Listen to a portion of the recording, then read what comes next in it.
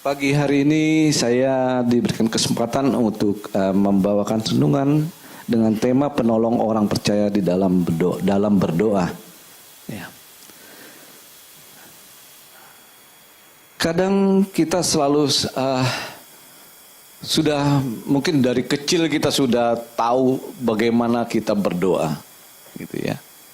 Semua orang bisa berdoa, semua orang boleh berdoa. Ada doa yang benar, ada doa yang tidak benar. Apa itu doa yang tidak benar? Tadi saya katakan bahwa semua orang boleh berdoa. Bahkan mungkin pencuri mau mencuri pun berdoa supaya dia nggak ditangkap. Gitu ya. Banyak orang berdoa untuk hal-hal untuk menyenangkan hatinya sendiri. Ya. Oke, hari ini kita mau belajar mengenai bukan hanya mengenai hal berdoa, tapi kita lebih lagi kepada ada seorang penolong. Ada seorang penolong ya. Ada seorang penolong yang menolong kita untuk menyampaikan doa-doa kita kepada Allah. Ya. Saya mau mengajak kita kepada perjanjian lama. Ya. Di dalam perjanjian lama disebutkan orang percaya. Orang percaya itu siapa sih gitu ya? Tadi dibilangin penolong orang percaya di dalam berdoa. Orang percaya banyak kita dapatkan di dalam kitab perjanjian lama. Salah berapanya ini ya? Ada Nuh, Abraham, Ishak, Yakub, Musa, Daud, Yosua dan lain-lain. Daniel, Esther. Ya. Pagi hari ini saya mau menyoroti kita untuk kita berfokus kepada Esther. Ya. Ini adalah orang yang menarik. Gitu ya. Kalau kita sudah sering mendengarkan yang namanya Daud, Musa, Abraham, wow, memang mereka orang-orang besar, orang-orang yang dipilih Tuhan ya. Termasuk Esther. Esther ini dia bukan siapa-siapa. Dia yatim piatu. Dia diangkat oleh pamannya, oleh saudara ayahnya, ya, Mordekai. Dan Mordekai ini adalah salah satu pegawai istana kesayangan raja ya. Kalau kita pada zaman Raja Ahasiweros ya. Siapa sih Raja Ahasiweros? Mungkin di Alkitab salah satu orang yang terkaya yang pernah tercatat di Alkitab adalah dia. Gitu. Di zamannya kerajaannya itu menguasai dari India sampai Ethiopia, mungkin seperempat belahan dunia atau sepertiga kalau besar gitu ya, karena nggak dirinci lebih lanjut, tapi dituliskan dari India sampai Ethiopia. Sekarang jadi raja, misalnya kita sebutkan nggak usah yang besar-besar lah, Raja Brunei misalnya, atau Raja Thailand. Itu mereka luar biasa hidupnya, gitu ya. Dan yang lebih hebat lagi, dia itu sangat-sangat kaya. Dia pernah menyelenggarakan pesta yang tercatat di Alkitab selama 180 hari. Ya, bayangkan pesta selama 180 hari. Kalau kita pernah mendengar ada pesta yang diselenggarakan oleh orang terkaya di Indonesia, satu malam itu menghabiskan dana sekian ratus miliar mungkin. Ya, ini seorang raja mengadakan pesta buat pegawainya, buat rakyatnya, buat pembesar bangsawan selama 180 hari. Anda bayangkan betapa kayanya dia. Ya. Ditambah setelah 180 hari berpesta, ditambah lagi 7 hari khusus untuk pegawai di istananya. Ya. Bukan hanya dia, ratunya pun 7 hari mengadakan pesta untuk para perempuan yang ada di dalam istana. Saya ngebayangin, gila bener ini raja ya. 180 hari. Kekayaannya dia pamerkan di dalam Alkitab menyatakan itu. Mencatat semua itu. 180 hari. Wow. Mungkin setelah Salomo dia raja terkaya yang saya bayangkan ya di dalam Alkitab. Di sini tidak tertulis setelah Salomo dia raja yang paling kaya di dunia, enggak. Tapi kalau saya bayangkan satu pesta raja itu enggak main-main untuk seluruh rakyatnya yang ada di sana. Nah, apa yang menarik di sini? Ya. Ketika dia memanggil ratunya, ternyata mungkin ratunya kecapean. Ya. Ratu Wasti dipanggil raja. Dia tolak. Ya mungkin nggak tahu di sini hanya terus ditolak-tolaknya mungkin aku capek setelah berpesta sekian lama gitu ya.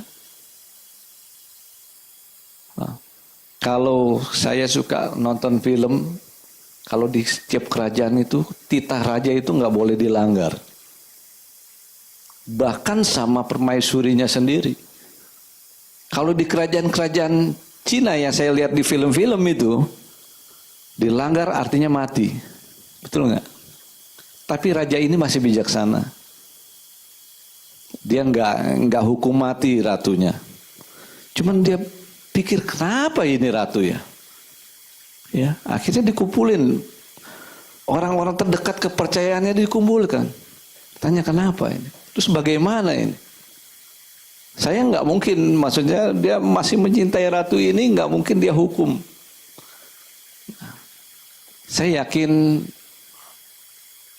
oleh pimpinan Tuhan, para pembesar ini memberikan masukan kepada raja. Ya sudah, kalau gitu diganti aja, gitu ya. Akhirnya raja melihat ini baik. Dipilihlah dari sekian wanita untuk dipilih menjadi ratunya. Nah, Mordekai salah satu orang kepercayaan raja ini punya anak angkat. Tercatat di Alkitab, Esther ini elok parasnya, gitu ya.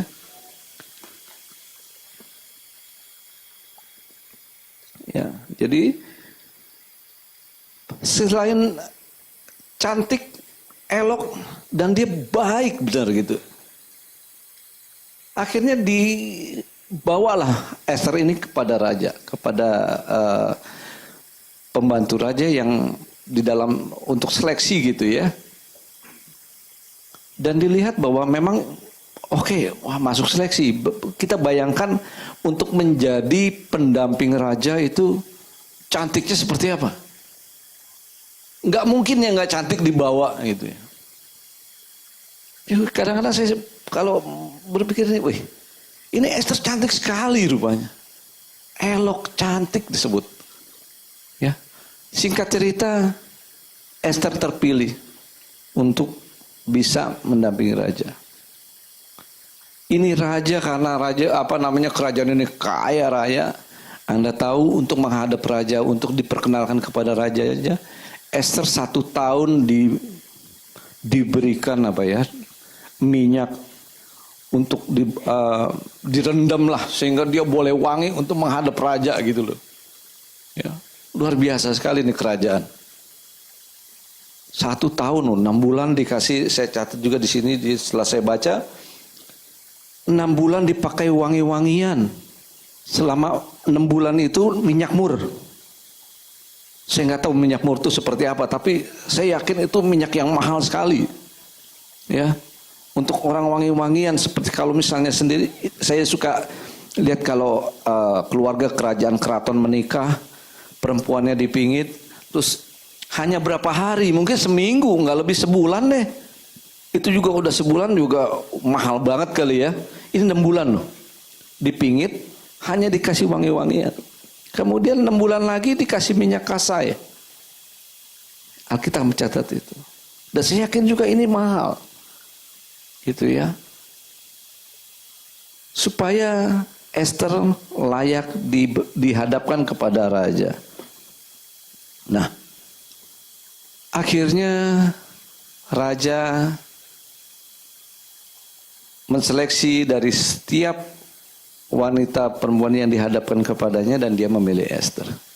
Esther diangkat menjadi ratunya, menggantikan Ratu Wasti yang tadi tidak mau menghadap kepada raja ya. Ini baru pembukaan nih, kita mau cerita ya. Apa yang menarik di sini? Pada satu hari Esther dan Mordekai adalah orang Yahudi ya, yang hidup di dalam kerajaan Ahasiveros ya. Mordekai mendengar bahwa Hanan, orang kepercayaan raja juga, ingin mencelakakan orang Yahudi, ingin membinasakan bahkan. Terus dia pikir bagaimana ini? Ini orang-orang Yahudi mau dibinasakan oleh Hanan. Akhirnya dia datang kepada Esther dengan bahasa sehari-hari, mungkin saya bisa bilang, kalau bangsa orang-orang Yahudi ini dimusnahkan, dibunuh, engkau juga pasti akan kena. Karena engkau juga orang Yahudi. Mohonkan kepada raja untuk tidak atau membatalkan niat jahat dari si Hanan untuk mau membunuh orang-orang Yahudi ini. Itu ya. Esther ini adalah orang yang baik tadi kita bilang ya. Raja panggil Esther. Dia coba datang kepada raja. Ya, kemudian raja berkata, apa yang kau mau? Ngomong aja apa yang kamu mau. Akan aku kasih apa yang kamu mau. Apa aja. Kalau kita bayangkan, Esther adalah anak yatim piatu. Dari bawah dia diangkat menjadi ratu. Ya. Mungkin kalau anak-anak sekarang langsung bilang, saya kepingin 1/3 atau setengah kerajaanmu saja yang saya ambil. Gitu. Mementingkan diri sendiri bukan? Ya. Tapi apa yang Esther bilang? Enggak, aku enggak mau apa-apa. Gitu. Ini kita bisa lihat dari keelokan, bukan hanya parasnya, tapi bagaimana internalnya dia, orang. Nah, sehingga dia benar-benar dikasihi oleh raja. Ya. Singkat cerita, Esther bilang sama Mordekai, kamu ngomong sama orang-orang Yahudi berpuasa, gitu ya. Kalau saya cek di pengertian dari berpuasa ini, bukan hanya berpuasa tapi berdoa dan berpuasa. Doa dan puasa 3 hari. Jangan makan, jangan minum. Aku juga melakukannya. Ya, aku akan menjaminkan hidupku, diriku seandainya ini tidak bisa, mati. Ya. Nah, saya melihat bahwa di sini kita bayangkan bahwa doa dari orang yang percaya kepada Tuhan, ya, doa orang yang benar, kalau di dalam perjanjian baru bilang, sungguh luar biasa. Doa dan berpuasa bukan hanya untuk dirinya, tapi dia berpikir untuk orang-orang Yahudi, orang-orang begitu banyak gitu. Ya. Esther dipakai menjadi perantara oleh Mordekai untuk menyampaikan hal kepada raja sehingga tidak jadi. Ya, jadi hal yang buruk kepada orang Yahudi batal. Gitu ya. Allah menolong Esther. Intinya itu. Ya. Oke, kita belajar di perjanjian baru. Orang-orang percaya juga. Siapa itu? Di dalam zaman Tuhan Yesus, orang-orang percaya yang kita kenal adalah para rasul, 12 murid dan murid-murid lainnya. Ya. Kemudian kita kenal juga kalau sekarang itu adalah orang yang lahir baru, orang yang percaya kepada Tuhan Yesus. Ya, kita boleh belajar kepada sejarah Yesus Kristus. Di perjanjian lama tadi kita ambil sedikit cuplikan mengenai, kita belajar mengenai sejarah Esther.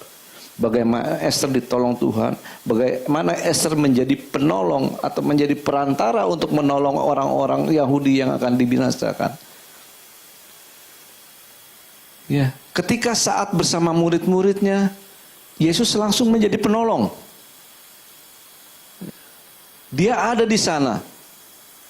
Apa yang didoakan dia bisa langsung menjawabnya. Ya. Tapi bagaimana setelah dia naik ke surga?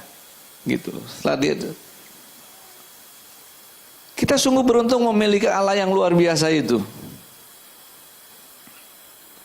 Dia bilang, aku akan mengutus seorang penolong yang akan menolong kita semua.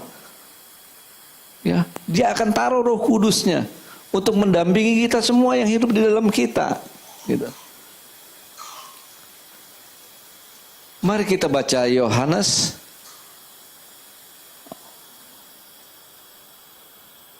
Yohanes 14 ayat 15 sampai 18.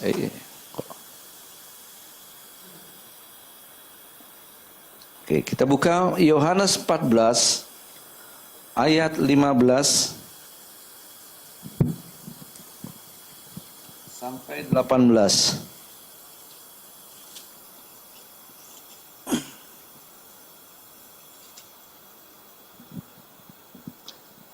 Saya akan membacakan ayat yang ganjil. Saudara-saudara akan membacakan ayat yang genap. Demikian firman Tuhan, Yesus menjanjikan penghibur. Jikalau kamu mengasihi aku, kamu akan menuruti segala perintahku.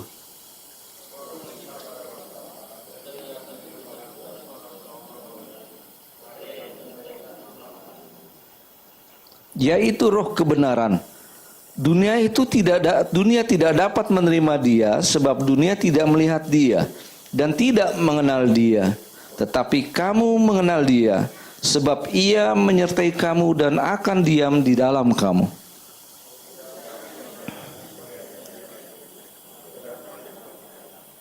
Amin. Sungguh luar biasa, ketika Tuhan mau meninggalkan dunia ini, dia utus penolong, Roh Kudus yang kita kenal. Ya. Kembali kita melihat di ayat ini, jikalau kamu mengasihi aku, kamu akan menuruti segala perintahku. Ya.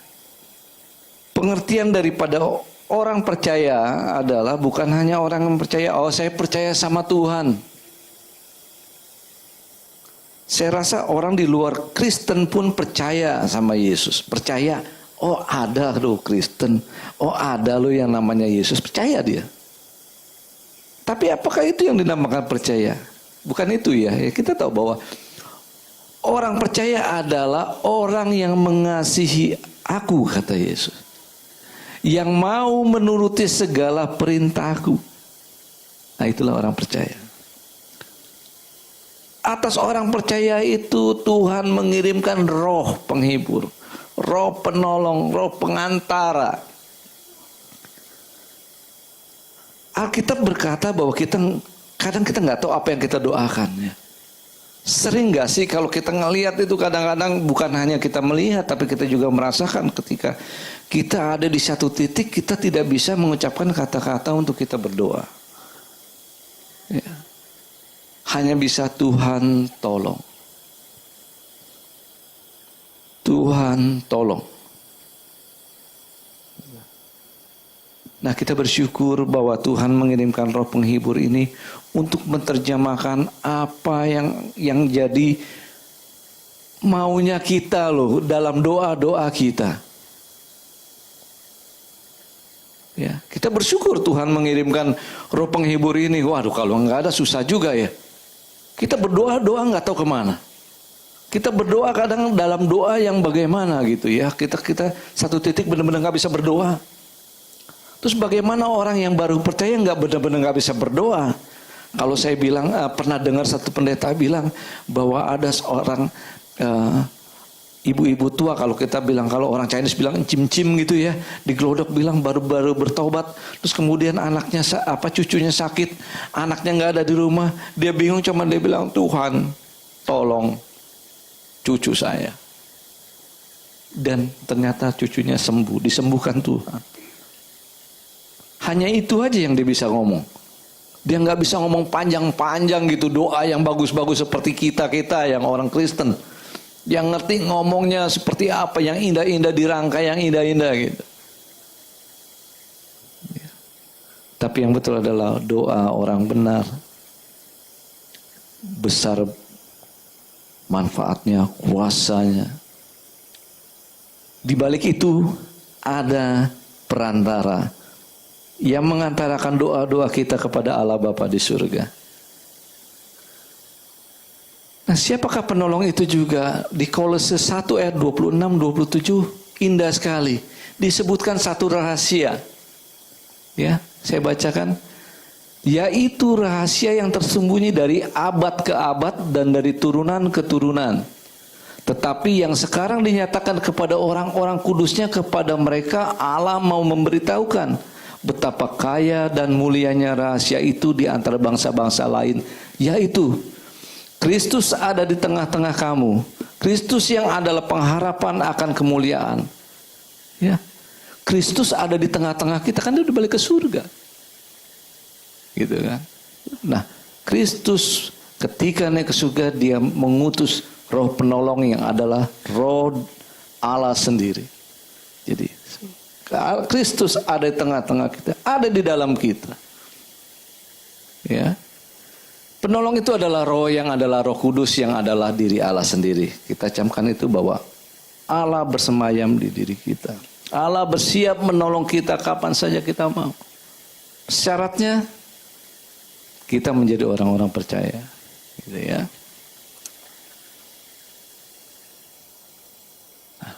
Dijabarkan di sini Roh Kudus itu berarti roh pembela, roh penolong. Ya. Dalam Roma 8 ayat 26 disebutkan demikian juga roh membantu kita dalam kelemahan kita. Kita tadi sudah sedikit singgung ya. Sebab kita tidak tahu bagaimana sebenarnya harus berdoa. Tetapi roh sendiri berdoa untuk kita kepada Allah dengan keluhan-keluhan yang tak terucapkan. Ya. Dan Roma 8 ayat 27 juga mengatakan, dan Allah yang menyelidiki hati nurani mengetahui maksud roh itu, yaitu bahwa ia sesuai dengan kehendak Allah berdoa untuk orang-orang kudus. Kadang kita suka berkata gini loh, doaku gak dijawab. Sudah sekian bulan, sekian tahun saya berdoa tapi tidak dijawab. Saya teringat kepada almarhum ayah saya. Ya. Ketika itu dia beragama Buddha, Konghucu lah, ya gitu ya. Ibu saya Kristen. Saya nggak tahu kenal Kristennya dari mana, karena yang saya tahu ibu saya itu anak dari ayah yang orang tuanya, kalau orang bilang dari orang Cina daratan yang masuk ke Indonesia, langsung istrinya atau oma saya adalah orang dari kampung di daerah Blitar pedalaman sana. Saya pernah ke kampungnya, nggak bisa tidur saudara. Masih bunyi krik krik krik krik krik, udah gelap gitu ya, nggak ada lampu. Waktu itu saya masih SMP lah. Nggak ada WC. Kalau ke WC mesti ke pinggir kali sana. Saking dalamnya. Itu saya pernah ngerasain itu, dan saya nggak bisa tidur dan nggak betah. Maklum karena hidupnya biasanya kan di kota besar gitu ya, tidur yang nyaman gitu. Pas di sana udah saya ngeluh tidur di bukan kasur sebenarnya, kayak balai begitu ya. Sebelahnya kadang-kadang suara sapi gitu. Ya. Saya heran kenapa keluarga oma saya adalah keluarga Muslim. Sampai sekarang. Hanya dia yang berubah nama menjadi Maria. Yang saya tahu nama oma saya Maria. Tapi saya nggak yakin di keluarganya dulu waktu masih kecil namanya Maria. Saya kayaknya nggak yakin dan saya nggak pernah nanyain itu. Jadi saya nggak tahu kapan prosesnya dia menjadi Kristen dan ibu saya juga menjadi Kristen. Nah, jadi unik nih, ketika ibu saya rajin bergereja ya di dekat rumah, karena waktu itu rumah saya dengan gereja mungkin jaraknya hanya 50 meter aja. Ayah saya suka ngomel setiap kali dia ke gereja, ngapain lu ke gereja katanya, mau bikin kaya itu pendeta, ngapain lu ke gereja, buang-buang waktu aja. Gitu. Tapi yang saya tahu, ibu saya berdoa tiap malam buat ayah saya. Sampai saya SMA, saya dibaptis. Dia masih tetap begitu. Berapa belas tahun, berapa lamanya dia berdoa untuk seorang ayah yang keras kepala ini. Satu waktu, tiba-tiba ayah saya berkata begini, saya mau dibaptis, tolong antar saya ke gereja. Wow, saya pikir ada setan apa ini, dia ngimpi apa semalam ini. Gitu. Doa baru dijawab oleh Tuhan. Apakah Roh Kudus enggak bekerja di dalam diri ibu saya? Oh enggak. Gitu. Saya yakin Roh itu bekerja. Roh itu selalu menyampaikan keluhan-keluhan ibu saya kepada Allah. Sehingga ketika waktu Allah tiba, dia memberikan yang terbaik. Oleh sebab itu, kita sebagai anak-anak Allah, orang-orang percaya yang dipilih oleh Allah, ya, sedemikian besar Allah sudah mengasihi kita, memberikan Roh-Nya yang kudus itu untuk menolong kita, yang hidup di dalam diri kita setiap hari, setiap detik, setiap desah nafas kita. Dia ada di dalam kita. Roh Kudus adalah penolong sejati di dalam kehidupan doa kita sebagai orang yang percaya. Orang yang percaya perlu digarisbawahi. Ya, karena tadi saya bilang, semua orang bisa berdoa, semua orang layak berdoa, pantas berdoa, silakan berdoa. Gitu. Ya. Tapi kita percaya sebagai orang-orang yang percaya, ada oknum, ada Roh Allah yang menyampaikan doa-doa kita kepada Allah. Ia enggak hanya menuntun kita untuk mengucapkan permohonan kepada Allah Bapa di surga dan memberitahukan mana yang menjadi kehendak Bapa dan yang menjadi tidak, tapi juga untuk berdoa bagi kita dalam kelemahan kita. Ya, kadang-kadang mungkin ibu saya dulu berdoa hanya memikirkan untuk dirinya sendiri. Tuhan jamah dia, supaya saya enggak sering diomelin, mungkin. Berdoa untuk dirinya sendiri. Tapi ketika sudah berjalan, mungkin dia juga dipimpin oleh Roh Allah, berdoa, dan Roh Allah itu juga mau menerjemahkan doanya dia itu kepada Allah menjadi doa yang benar. Dia lihat pergumulan ibu saya dari hati yang bersih, dari hati yang rela berkorban, diomelin, dimaki, dia rela. Sehingga ketika saatnya tiba,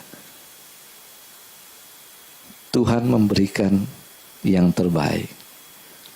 Roh Kudus akhirnya akan berdoa syafaat kepada Allah Bapa di surga untuk mendatangkan kebaikan bagi orang-orang dikasihinya, bagi kita.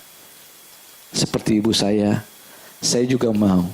Saya harap kita semua mau, ya.